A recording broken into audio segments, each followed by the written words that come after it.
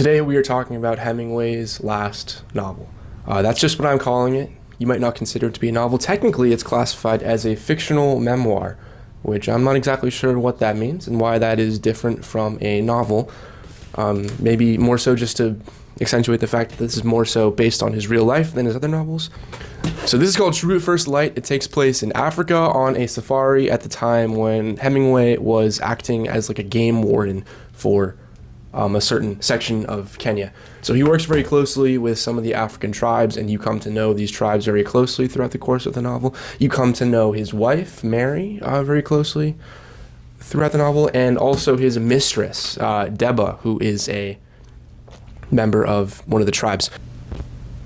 So this was only published posthumously because it was shortly after the events that transpired in this that he had his plane crashes. He had a series of terrible plane accidents, and that eventually led him to being depressed since he was no longer able to write, and that is when he killed himself.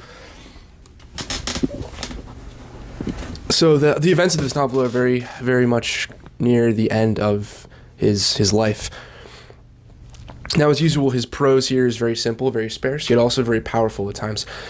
You really get a really strong taste of what it was like in Africa and his very sort of personal experience with Africa. He really makes you kind of fall in love with Africa, even though you're not there, obviously. This novel follows sort of his usual style of narration, where he has sort of a central plot.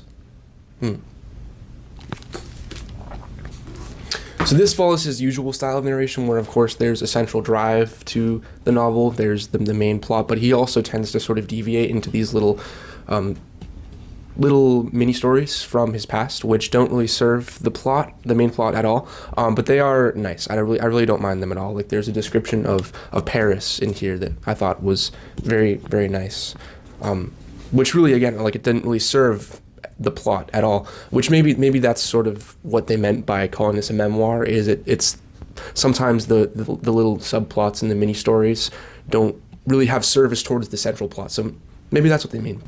Probably my biggest criticism of this novel is that it sort of drops off after the event that is I would probably call it the climax.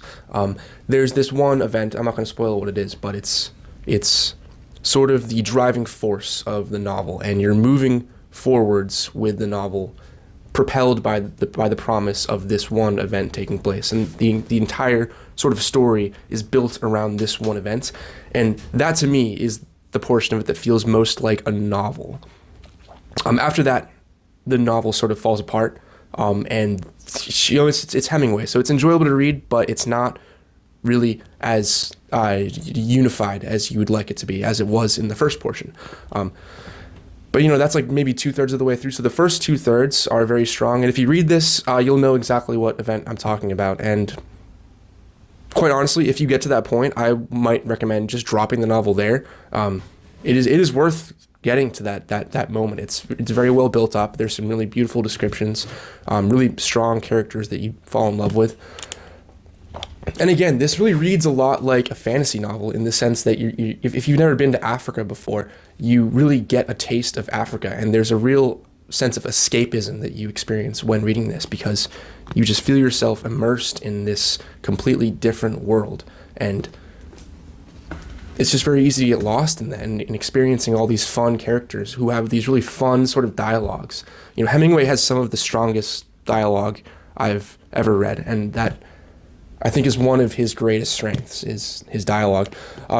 Partly because most of it's real. I mean, he's the kind of writer that lives his life and then just records what happens in his life in sort of a fictionalized way.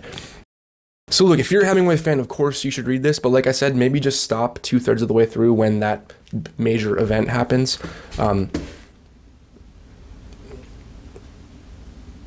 If you've never read a Hemingway novel before, maybe start with other ones. This is definitely not his strongest of all his novels. It is significant, though, in the fact that it's his last novel, and there's a lot of reflection on his own life. So if you want to get to know Ernest Hemingway himself, this might be the novel for you. Otherwise, if you're just looking for a good novel to enjoy, I would not recommend this one. I would recommend something else. But that's all. Like I said, if I'm just judging the first 2/3 of the novel, that is before that major event happens, I would give it a much stronger score. But because of that latter third that is just very weak overall, I would probably give this a 5.8. 5.8. Let's go with it. All right, that's all.